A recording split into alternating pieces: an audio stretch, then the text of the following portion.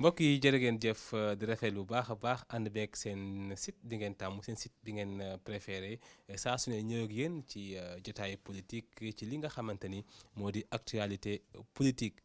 tey jii nag ñu am privilège tamit ak tawféex laay wax defaat déplacement tamit seet si waat benn jëmm bi nga xamante ni min ngeen ko lool si seen site di président Go Faye xàmmee ngeen ko nekk président mouvement réaction monsieur le président maa ngi lay nuyu. maa ngi leen di nuyu di leen remercier aussi yéen waa Senclic yi nga xamante ne vraiment liggéey bi ngeen di liggéey ci côté communication am na solo donc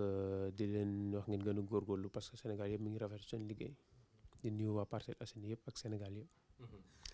tey jii président Go Faye la ñu dalal ci seen émission spéciale président mu mel ni da ngeen droit au but mel ni élection yi la ñu jógee ñu gis ci seen participation ak tamit seen taxawaay tamit ngeen bokk ci coalition Sonko président d'abord est-ce que mën nga revenir ci boobule taxawaay. waaw effectivement d'abord di sant yàlla ci élection yi ni mu demee parce que dugg nañ ci jàmm génn ci jàmm je pense c'est essentiel c'est fondamental aussi donc comme ni nga ko waxee ñu ngi participer ci élection présidentielle yi sous la bannière de la coalition Sonko président donc ñu génn ci Parcelles Assainies liggéey bi am solo ak sunu xarit yi nga xamante ne ñoom ñoo nekk Pastef ak ñeneen ñi nga xam ne ñëpp ñoo bokkoon coalition bi ba yàlla suturaal ñu am fi plus de 17 000 voix donc mu nekk loo xamante ne lu considérable la ñu ciy sant yàlla bu baax te xam ne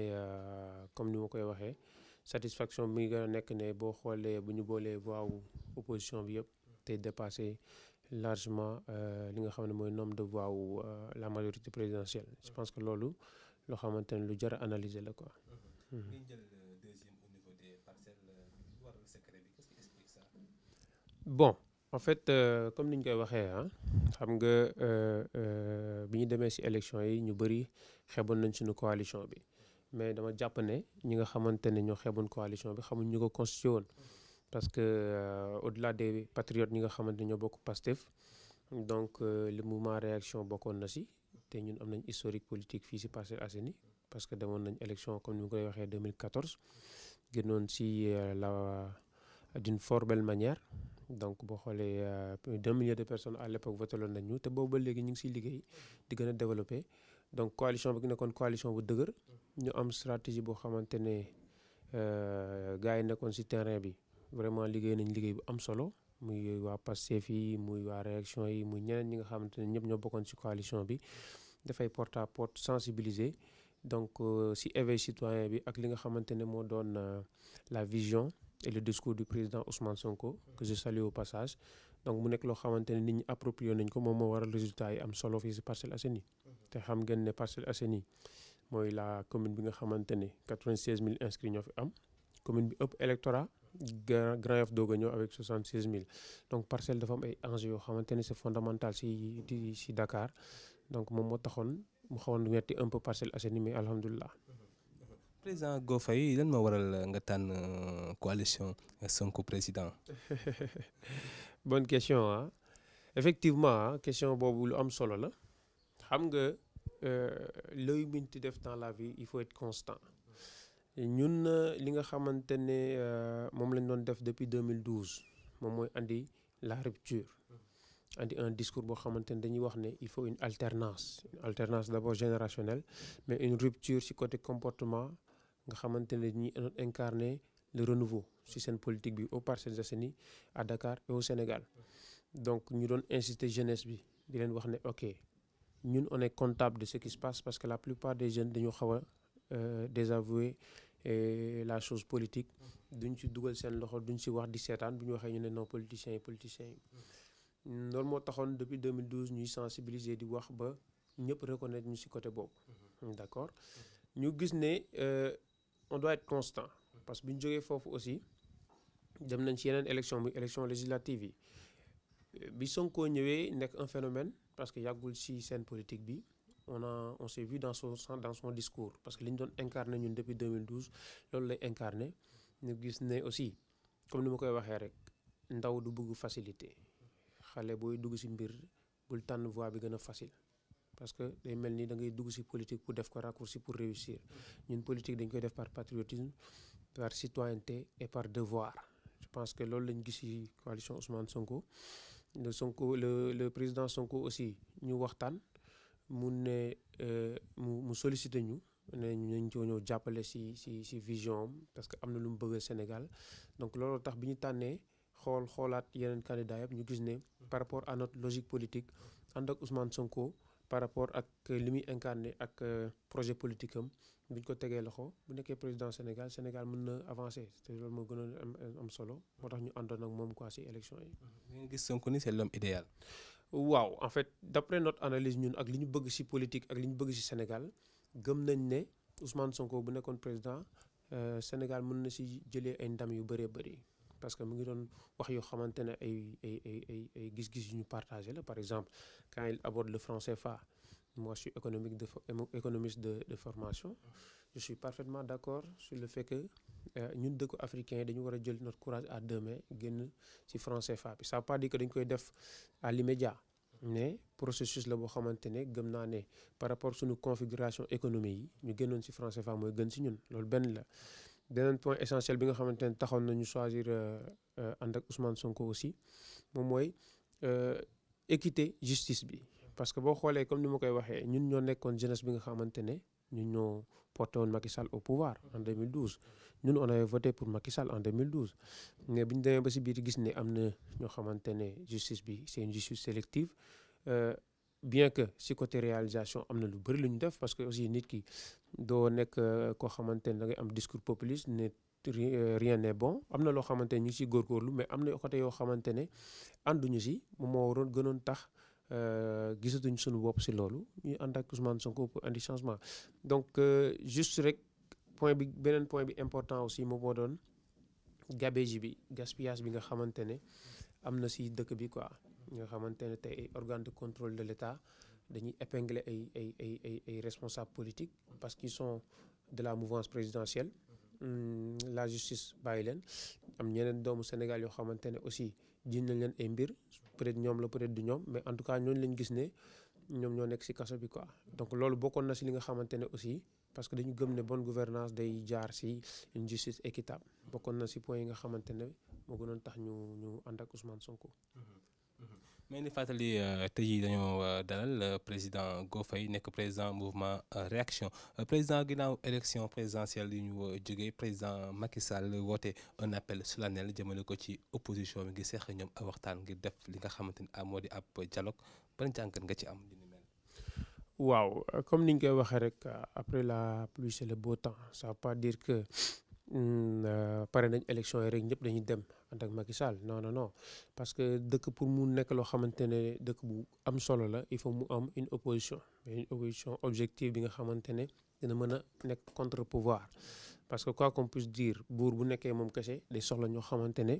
dinañ nekk jouer le rôle de régulateur te le rôle de l'opposition c'est ça donc di rafetlu loolu parce que président bu amee clairvoyance woote dialogue ne fi mu toll nii ginnaaw ay jàmm comme li ko olof yi di waxee li leen toog xool yi nga xamante ne ñoo àndul ak man lu tax ànduñoo ak man dina jël en considération seen i gis-gis ak seen i suggestions je pense que c'est quelque chose de salutaire maintenant xam nga dialogue moom dafa war a nekk loo xamante ne lu transparent la nekk loo xamante ne lu sincère la comme ni ko gars yi waxee parce que dafa y a un préalable à tout ça parce que am na ñoo xamante ne c'était des présidentiables aujourd'hui ils sont en prison ku si mel ni Khalifa Sall kaaw Khalifa Sall aussi tax na li nga xamante ne ñun mouvement réaction ànduñu ak mouvance présidentielle parce que dañu gëm ne Khalifa Sall sa place n'est pas en prison Khalifa Sall c'est un citoyen boo xamante ne def na ses preuves côté liggéeyal Sénégal man dañu gëm ne avant dialogue boobu noonu pour ñun ñi nga xamante ne ñun ñooy jàppale Khalifa Sall ci combat am dañuy exiger que le président Macky Sall génnee Khalifa Sall mu nekk un citoyen nekkaat sur la scène politique dialogue yi foo lay commencer les gens de Karim aussi diront que Karim dañ ko war a leeral ay mbiram mu ñibbisi donc préalable yooyu man jàpp naa ne tant que définiruñu ko mu leer dialogue bi du mën a leer ak président Ousmane Sonko wax na aussi am na lu am solo. yooyu ñu gis tamit par exemple li nga yàgg seq ak Khalifa Sall tamit nekk lu am solo. waaw xam nga Khalifa moom sympathie naturelle lañ am si moom parce que képp koo xamante ne tu es sénégalais tu dois avoir de la sympathie pour Khalifa Sall parce que dafa nekk koo xamante ne bokk na si li transformer le visage de Dakar ba Dakar nekk référence ci capitale yi nga xamante ne ñooy capitale Afrique yi du dëgg donc buñ koy jàppale di ko xeexal di continuer ci combat bi comme les khalifistes dañu jàpp ne rek fi mu toll nii war na il est grand temps quand même parce que semaine bëri la def 2 ans en prison il est grand temps quand même mu génn venir vaquer à ses occupations toppatoo njabootam toppatoo yaayam bi nga xam ne mag la te ñun ñu ngi koy porter son combat ñu ngi koy porter haut et fort fépp mu dem dina ne on est pour le fait que Khalifa Sall soit libéré et soit amnistié je dirais pas gracié ñu amnistié ko mu delluwaat ci sa scène politique quoi jouir de ses droits civiques et politiques.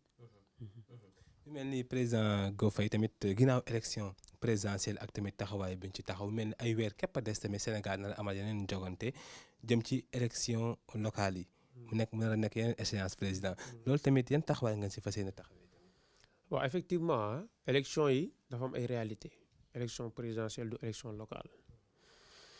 Parcelles Assainies nekk commune bi nga xamante ne mu ëpp enjeu ci Dakar ak ci Sénégal daanaka parce que comme ni ko politiciens yi di waxee ki gagne parcelle gagne Dakar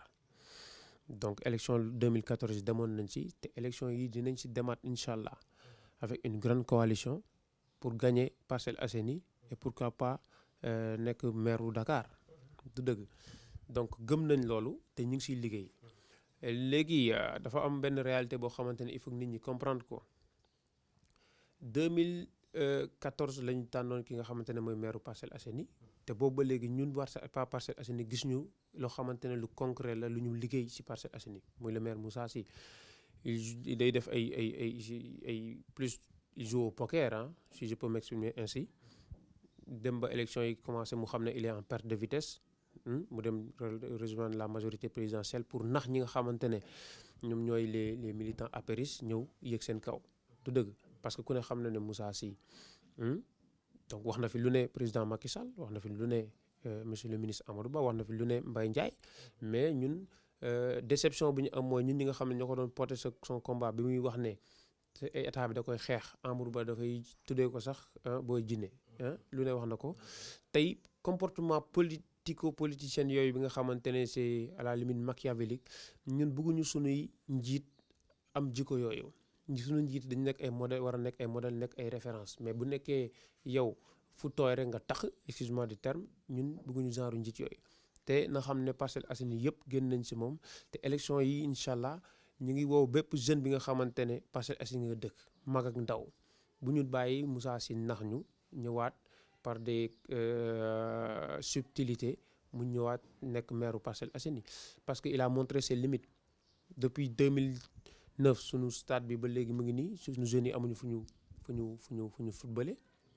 boo waxee mu ne état mooy bloqué piscine municipale bi def na si presque 40-50 millions ba léegi piscine bi mu ngi noonu c'est des projets bidons yoo xamante ne foofu lañ jël dugal suñu budget te amuñu benn réalisation Parcelles Assainies quoi qu'on puisse dire on est objectif dans ce qu'on dit dañu bëgg nag muy jeunesse su APR muy jeunesse su réew mi ñëpp ñi nga xamante ñooy ndaw yi ñu xam ne élection yi bokkatul ñun on est amuñu identité dañu nekk ñoo xamante ne Parcelles Assainies moo ñu ñor Sénégal moo ñu ñor kon ci élection locale yi nii dinañ def une grande coalition commencer par la jeunesse bi nga xam ne moo nekk APR comment woo jeunesse su réew mi woo jeunesse su Sonko bi ñu def une grande coalition dem jàkkaarloog moom pour jëlee ko fi quoi. na leen ko yemale rek ci coalition Sonko bi da ngeen nar a fa yaatal ko ci yeneen parti yëpp. absolument moom la mooy li ma doon wax sànq rek élection locale nekkul élection présidentielle bi lii nii du affaire Macky Sall du affaire Idrissa Seck ñun doomu gox bi ñun ñoo bëgg a téel suñu bopp suñu gox ñu bu ko teg sur la base des compétences pour am une ressource humaine de qualité bi nga xam ne moom mooy constituer le conseil municipal parce que nag ñoom politiciens yi li ñu doon def mooy dañuy jël rek ñi nga xam ne ñoo am mbooloo dugal leen ci liste bi bu ñu demee du ñu xam sax lan mooy budget bi bu ñuy voté budget dañuy tàccu kese di nelaw du dëgg loolu lañ bëgg a changer parce que ndaw yi am na ay compétences yoo xamante ne ñu ngi fi mën nañ apporter plus de valeur ajoutée ci conseil municipal bi pour ñu mën a développer suñu commune quoi donc amuñu limite ñun noonoowuñoo kenn xalifis yi lañ leen di woo ñu ñëw ànd ak ñun ñu liggéey waa APR yi ñëpp ensemble ñu def une grande coalition pour jële fi Moussa Sy te bu ñu dootuñu nangooti Moussa Sy di ñu nax duñ ko nangu parce que intelligence politique bi mu am nañ ko mais dañ ko bëgg a wan ne boo gisee sax may aborder turam si lii dañ ko bëgg a wan ne on a compris son jeu te jeunesse bi bëggatuñ ko si zone mairie Parcelles Assainies. président mel ni waxtu bi ñuy tënk bu fekkee rek am nga message booy lancé par rapport ak Parcelles waa yi nga xamante ne fii mun nañ ñëpp a ngi lay seetaan. waaw di remercier Parcelles waa yi d' abord si confiance bi ñu am si la coalition Sonko 2019 si élection présidentielle yi parce que jeunesse su Parcelles Assainies war nañ ne am nañ maturité parce que ku ne xam na ne élection yi xaalis bu bëri dugg na fi mais commune boo am 17000 voix loolu c' est considérable pour une coalition jeune boo xamante ni c' est constitué que des jeunes yoo xamante ni dundeewuñu politique du dëgg donc loolu la ñu war a ak yooyu la ñu war a consolider te consolidation bi ça passe par un discours le discours mooy le même bi ñu doon tenir de 2012 à maintenant di leen wax ne Parcelles Assainies lañ dëkk juddoo fi màggee fi am ay compétences am expérience professionnelle boo xamante ne c' est considérable dundeewuñu politique encore une fois on est à l'heure du leadership foofu lañ toll ak jël ñi nga xamante ne yelloo nañ ay mbir ñi nga xamante ne mën nañ ñu teg leen si place yi nga xamante ne moom mooy place dirigeant yi pour ñu développer politique du loo xamante ne da nga koy def pour am alal politique boo koy def c' est pour servir ta communauté ñun dañu bëgg a investir pour suñu communauté autant pour moi lépp li nga xamante ne mooy compétence yi nga xam ne moom la ñu am di ko jaay dans le secteur privé ñu def ko dans le secteur public parce que quoi qu'on puisse dire on est redevable au Sénégal on est redevable aux Parcelles Assainies donc en résumé mooy rek appel bi may def jeunesse Parcelles Assainies mag ak ndaw di leen woo ñu ñëw jàppale si liggéey bi di woo jeunesse bi yëpp amul obédience boo xamante ne tënk nañ ko ñëpp la ñuy dem waxtaan ak ñoom ensemble ñu jëlee fii le maire Moussa Sy te je pense que jeunesse bi loolu lañ bëgg. président maa ngi lay jaajëf. ñu ngi leen di fay di leen remercier aussi di leen wax ne gën leen góorgóorlu seen liggéey rafet na jërë ngeen jëf. mu nekkoon entretien exclusif bu ñu amoon ak président Go Faye président du mouvement réaction tey jii mu doon ñëw ak ñun jëm ci actualité politique jëm ci lépp di ko jaajëfal bu baax a baax wax dëgg yàlla ci disponibilité am. di jaajëfal bu baax a baax Cheikh Omar ci tâche bi tamit maa ngi koy jaajëfal bu baax a baax équipe Senclic bi yëpp di jaajëfal bu baax Abdoulaye Diop ci wàllu coordination beeg lépp ba mu yemb di leen jaajëfal di leen jox dig daje incha allahu rabbi yàggatul ci lu gaaw ak beneen émission jotaayu politique jërë ngeen jëf.